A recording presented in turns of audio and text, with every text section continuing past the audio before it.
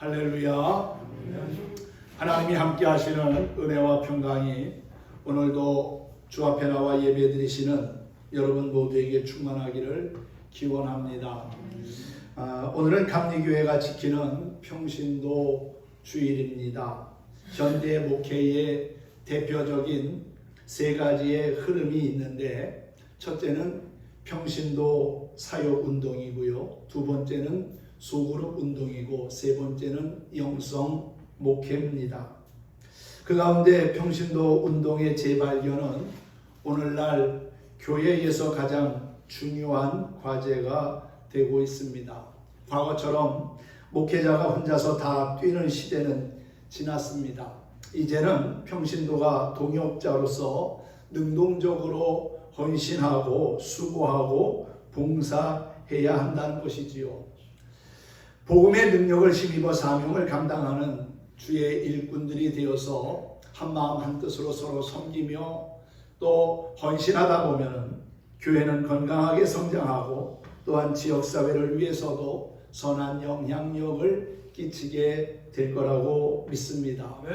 오늘 베드로전서 2장 1절에서 5절 말씀을 중심으로 잘하게 하심이라는 주제로 함께 은혜를 나누고자 합니다. 삶의 모습에서 잘하는 것은 참 귀한 일인 것 같습니다. 어린아이가 태어나서 상황에 따라서 또 나이에 따라서 잘 성장하고 자라야 건강한 것이지, 자라지 않는다면 뭔가 문제가 있는 것이겠지요. 우리의 믿음과 신앙도 역시 마찬가지입니다. 예수 믿고 구원받아 하나님의 자녀가 되었다면 이제는 예수 그리스도를 바라보고 그분이 이끄시는 거룩한 삶을 살면서 자라야 합니다. 믿음과 신앙이 자라서 꽃을 피우고 열매를 맺다 보면 예수님을 닮아가고 있는 참된 모습을 발견하게 될 거라고 믿습니다. 우리는 그리스도의 장성한 분량에 이르기까지 자라가야 합니다. 성도는 영적으로 계속 자라야 한다는 것이지요. 그런데 안타깝게도 모든 사람들이 다 잘 자라는 것은 아닙니다. 우리의 성장을 방해하는 사탄의 역사가 얼마나 집요한지 모릅니다. 시험에 들게 하고 의심하게 하고 또한 낙심하게 하고 성도들의 신앙을 방해하는 요소들이 얼마나 많은지 몰라요. 오늘의 말씀을 통해서 내가 바르게 잘 성장하고 있는지 스스로 진단해 볼 수 있기를 바랍니다. 본문은 신앙이 성장하기 위해서 두 가지 일에 관심을 가져야 한다고 말씀합니다. 버려야 할 것은 버려야 하고 취해야 할 것은 취해야 한다는 것이지요. 이 두 가지를 잘 적절하게 조절하며 우리의 믿음 생활을 힘쓰다 보면 성장하는 자신의 모습을 발견하게 될 줄로 믿습니다. 버릴 것을 버리지 못하고 또한 취할 것은 취하지 않으면 결코 성장할 수가 없다는 것이지요. 영적인 성장을 위해서 먼저 버려야 할 것들이 오늘 1절 말씀에 소개되어져 있습니다. 이 베드로전서는 예수님의 제자인 베드로가 본도와 갈라디아, 갑바도기아, 아시아, 비두니아에 흩어져 있는 나그네들에게 쓴 첫 번째 편지입니다.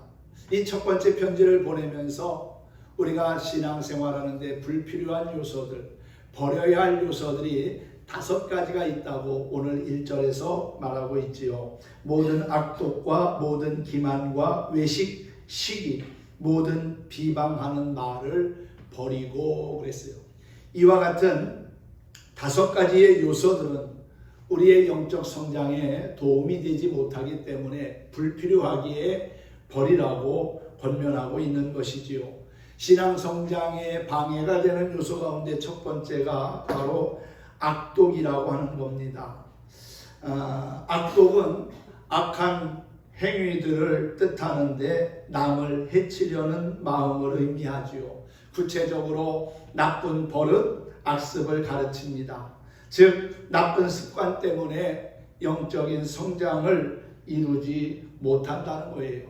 좋은 습관은 우리에게 유익이 되지만은 나쁜 습관은 자신과 이웃을 힘들게 하고 지치게 하고 그리고 또한 잘하지 못하게 한다는 것입니다. 혹시 아직도 내 안에 나쁜 습관이 있다면은 그것을 제거하고 성령의 도우심으로 힘입어 버릴 수 있기를 간구합니다. 두 번째는 기만이지요. 기만은 간사한 생각으로 남을 속이는 것을 의미합니다. 여우처럼 교활하고 뱀처럼 간교한 것을 의미하지요. 이 세상은 속임수가 난무하는 세상입니다. 지나친 상술이나 미끼로 남을 속여서 자신을 이롭게 하는 기만 때문에 영적으로 성장하지 못하는 경우들이 얼마나 많은지 모릅니다. 재물의 유혹 때문에 성령을 속임으로 비참한 최후를 맞았던 아나니아와 삽비라 부부를 볼 수가 있지요. 남을 속이지 않고는 도무지 살 수 없다는 시대라고 말하는 이들도 있습니다. 그러나 그런 속임은 결코 우리의 영적인 성장에 아무런 도움이 되지 못한다는 것입니다. 또한 세 번째 우리의 영적 성장을 가로막는 것은 외식입니다. 이 외식은 속과 겉이 다른 것을 말하지요. 자신을 과대 가장하고 거짓으로 행동하는 것을 의미합니다. 우리의 말과 행동의 불일치도 외식이지요. 예수님은 이런 바리새인들을 가르쳐서 외식하는 자여 화 있을진저 회치라 무덤 같다고 책망하시기까지 했습니다.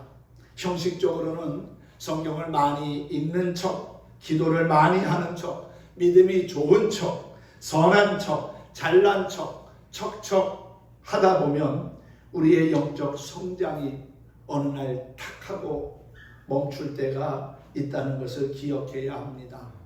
네 번째는 시기지요. 시기는 남의 행복을 원치 않는 마음을 가르칩니다. 쉽게 말하면 다른 사람이 잘 되는 것을 보면 배가 아파 견디지 못하는 상태를 의미하지요. 우리말에 사촌이 땅을 사면 배가 아프다는 말이 있는데 이런 시기는 관계를 단절하여 서로에게 상처를 줄 뿐입니다. 사촌이 땅을 사면 축하해주고 박수 쳐줘야 될 일 아닙니까? 그런데 오히려 배 아파하고 시기한다는 것은 뭔가 잘못된 것이라는 사실 아니겠어요? 가인은 하나님께서 자신의 제사를 받지 않고 동생의 제사를 받은 것에 대하여 시기하는 마음이 들어서 결국은 동생을 죽이는 최초의 살인자가 되고 말았습니다. 시기는 미움을 낳고 미움은 결국 죽음으로 달려가게 만듭니다. 잠언 14장 30절을 보면은 시기하는 마음은 뼈를 썩게 한다고까지 말했습니다. 열심히 하고 잘하면 칭찬과 격려를 아끼지 않고 잘못하면 도와주고자 하는 마음이 예수님의 마음이고 그러한 모습 가운데 우리의 신앙은 성장하게 될 걸 믿습니다. 시기하는 마음도 우리가 버려야 될 마음입니다. 그리고 마지막 다섯 번째는 비방하는 거지요.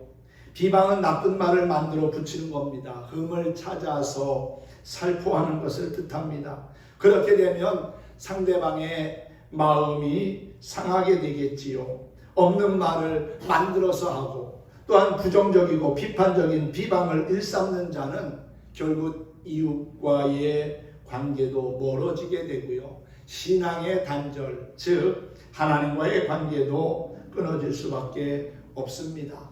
그래서 말이 얼마나 중요한지 모릅니다. 영혼의 성장을 가로막는 비방도 예수님의 이름으로 버릴 수 있기를 소망합니다. 데살로니가전서 5장 22절 말씀에 보면은 악은 모든 모양이라도 버리라 그랬어요. 우리 안에 있는 나쁜 습관들, 악독, 기만, 외식, 시기, 비방 이러한 것들을 버리고 정리하셔서 행복한 성도 또한 믿음과 신앙이 아름답게 자라 열매 맺는 성도가 될 수 있기를 주님의 이름으로 축원합니다.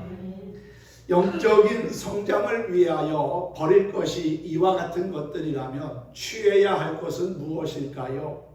나쁜 습관을 버리고 신령한 젖을 사모하라고 그랬지요. 오늘 2절 말씀에 보면은 갓난 아기들 같이 순전하고 신령한 젖을 사모하라. 이는 그로 말미암아 너희로 구원에 이르도록 자라게 하려 함이라 그랬어요. 하나님의 말씀을 사모하라는 겁니다. 좋은 음식을 먹어야 건강이 유지되고 잘 자라는 것처럼 영의 양식인 말씀을 우리가 기쁨으로 취해야만 우리의 믿음과 신앙이 자라고 성장한다는 것입니다. 건강하게 잘 자라면 얼마나 좋습니까? 여러분의 영적인 삶이 그렇게 자라고 열매를 맺었으면 좋겠습니다. 우리 믿음의 건강을 체크하는 기준이 4가지가 있습니다. 이 4가지에 나는 해당되는지 한번 점검해 봤으면 좋겠습니다. 먼저는 하나님의 말씀을 대하는 태도지요. 하나님의 말씀이 정말 꿀송이처럼 달게 느껴지는지, 아니면 그 말씀이 나에게 아무런 그러한 느낌이 없는지 한번 살펴봐야 합니다. 사람 몸이 아프면 입맛이 없다고 하지요. 좋은 음식을, 맛있는 음식을 갖다 드려도 입맛이 없다고 먹지 않으려고 합니다. 몸에 뭔가 문제가 있다는 거지요. 병들면 말씀의 맛부터 잃어버리게 됩니다. 말씀을 받는 자의 열린 자세, 사모하는 자세가 중요하지요. 편식하지 말고 잘 먹어야 건강합니다. 하나님의 말씀을 아멘 하면서 잘 받아들여야 합니다. 그리고 그 말씀을 마음에 품고 살아가는 거지요. 세상에 나아가 빛과 소금으로 살아가기 위해서는 내 안에 하나님의 말씀이 있어야 합니다. 하나님의 말씀을 읽고 들을 때마다 그 말씀이 내게 영의 양식으로, 또한 생명의 귀한 말씀으로 다가오는 것을 깨닫고 감사함으로 받아 먹고 또 달게 느껴지는 저와 여러분이 되었으면 합니다.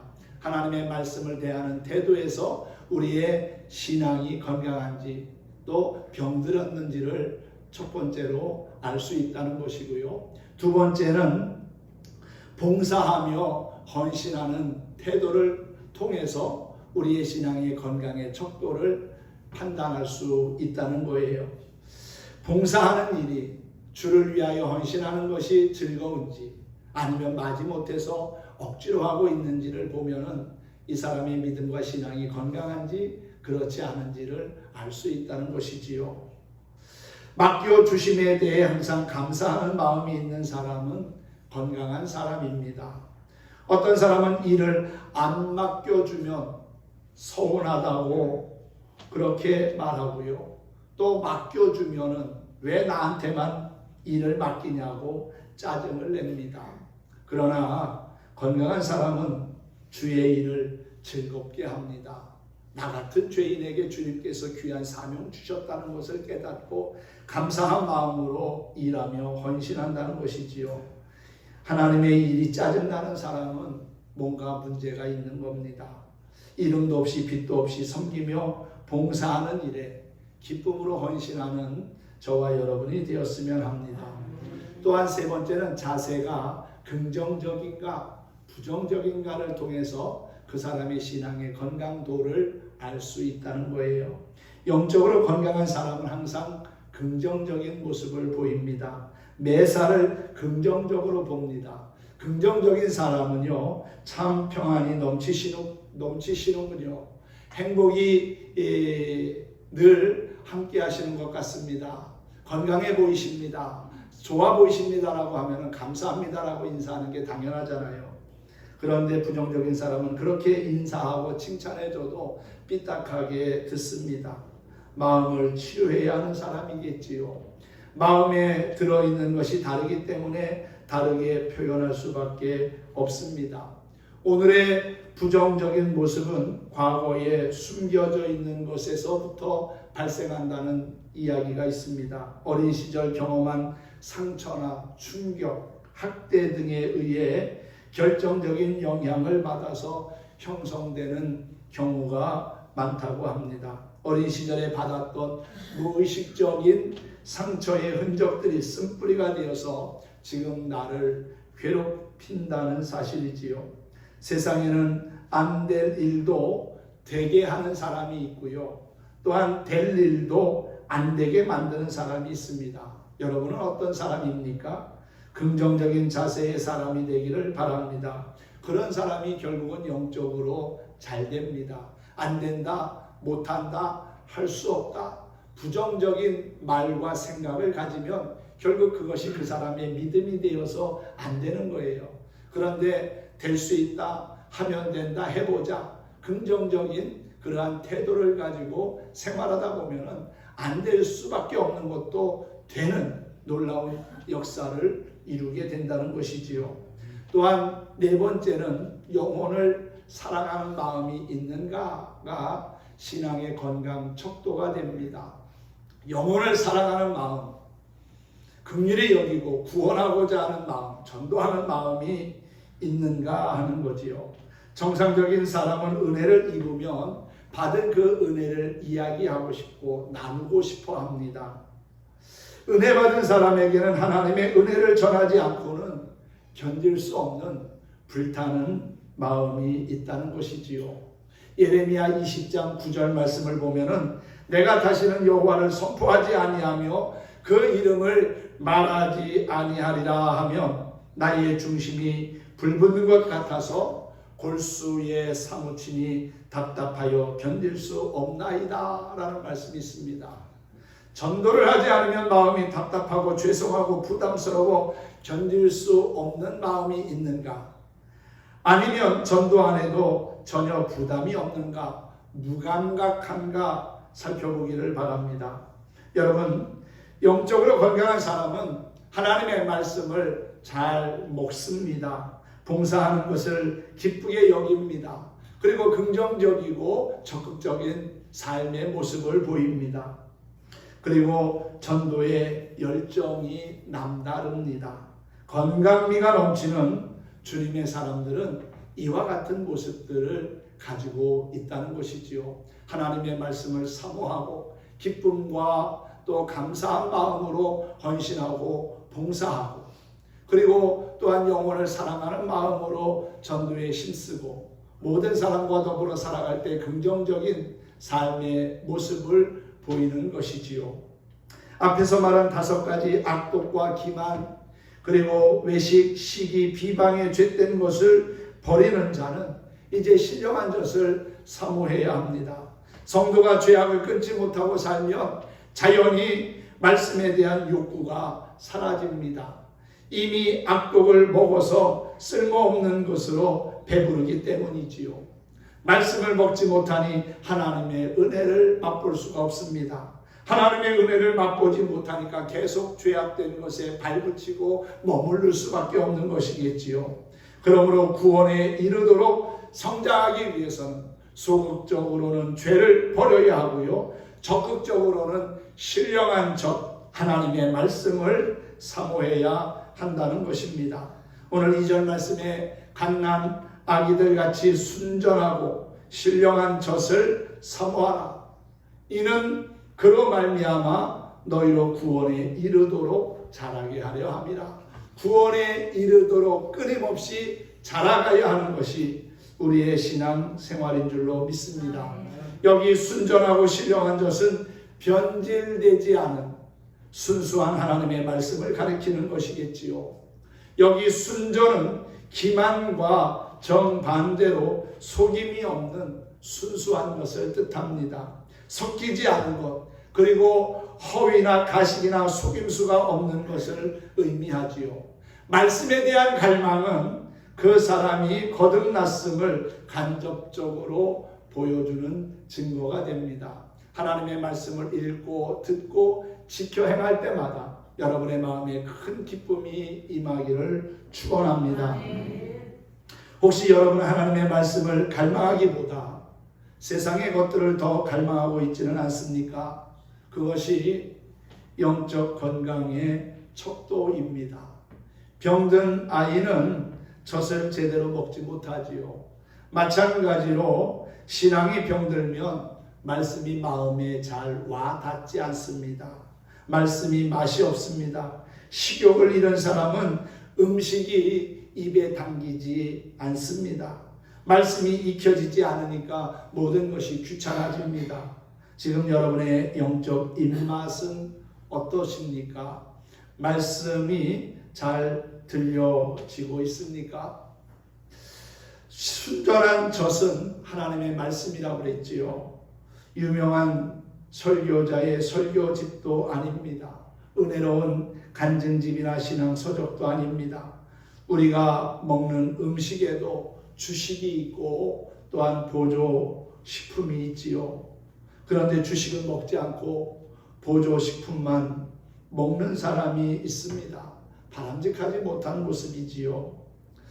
설교집이나 간증집이나 신앙 서적들은 우리의 신앙에 보조적인 역할을 하는 보조식품들입니다. 하나님의 말씀인 성경이 우리에게 주된 양식이라는 거예요. 디모데후서 3장 16절 이하에 보면 성경에 대한 말씀을 이렇게 소개하고 있지요. 모든 성경은 하나님의 감동으로 된 것으로 모든 교훈과 책망과 바르게 함과 의로 교육하기에 유익하니 이는 하나님의 사람으로 온전하게 하며 모든 선한 일을 행하기에 온전케 하려 함이라 그랬어요. 진리의 말씀을 붙잡고 하나님의 말씀을 먹기에 먼저 최선을 다해야 합니다. 그리고 그 다음에 보조 자료로 설교집이나 또한 간증집을 활용하는 것이지요. 사도 바울은 데살로니가 교회가 하나님의 말씀을 받을 때에 사람의 말로 받지 아니하고 하나님의 말씀으로 받음으로 인하여 하나님의 말씀이 그 속에서 역사한다고 칭찬한 바가 있습니다. 규칙적으로 밥을 먹는 어린아이가 건강하게 잘 자라가는 것처럼 하나님의 말씀을 규칙적으로 읽는 사람이 영적으로 건강하게 자라간다는 것입니다. 오늘 4절에 보면은 보배로운 산돌이신 예수를 바라보면서 너희도 산돌같이 신령한 집으로 세워지고 예수 그리스도로 말미암아 하나님이 기쁘게 받으실 신령한 제사를 드리는 거룩한 제사장이 되라고 권면하고 있습니다. 우리의 믿음과 신앙은 주님 앞에 가는 그날까지 계속 이어져야 합니다. 때로는 연단과 또한 시험을 만날 때도 있지요. 뜻하지 않는 삶의 장애물을 만나서 넘어질 때도 있습니다. 하지만 우리가 그냥 마저 주저앉아 있을 것이 아니라 예수 그리스도 내 삶의 표대이시고 또한 산돌이신 그분을 바라보고 의지하면서 일어설 수 있어야 합니다. 죄된 것을 버리고 신령한 것 하나님의 말씀을 사모하면서 우리의 믿음의 올깃을 여기고 주께로 한 걸음 한 걸음 더 가까이 나아가다 보면 자라고 성장하는 자신의 모습을 보게 될 것이고 또한 그러한 모습에 아름다운 열매들이 더해짐을 확인하게 될 것입니다. 오늘 평신도 주일을 맞이해서 나의 사명이 무엇인지 다시 한번 돌아보고 그 사명을 온전히 감당하고자 다시금 결단하고 하나님 앞에 바른 믿음과 신앙으로 살고자 힘쓰는 우리 모든 성도들 될 수 있기를 예수님의 이름으로 축원합니다. 축복합니다. 오늘도 함께 찬양하면서 말씀을 마치려고 합니다. 주님이여 이 손을 꼭 잡고 가소서라고 하는 찬양을 함께 불러보겠습니다. 앞서 말씀드린 것처럼 악독, 시기, 기만, 외식, 비방 이러한 것들을 과감하게 버리고 그 속에 말씀을 채우고 그 말씀을 묵상하는 중에 우리 속에 영적인 질병들이 치유가 되고 또한 영적 성장이 불릴듯 일어나는 역사가 있기를 소망합니다. 함께 찬양해 보겠습니다.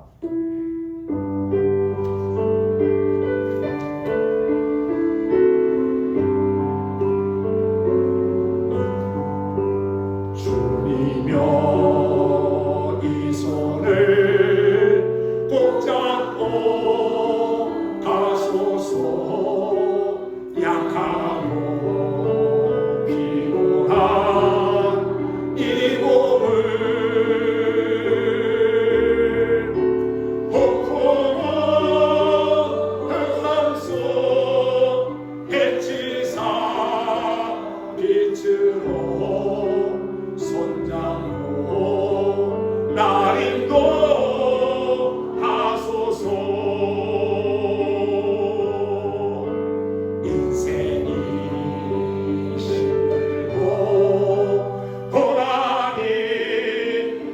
닥칠 때에 주님여 날 도와 주소서. 외치는 이 소리 기이 우리시사 손잡고 날 인도하소서.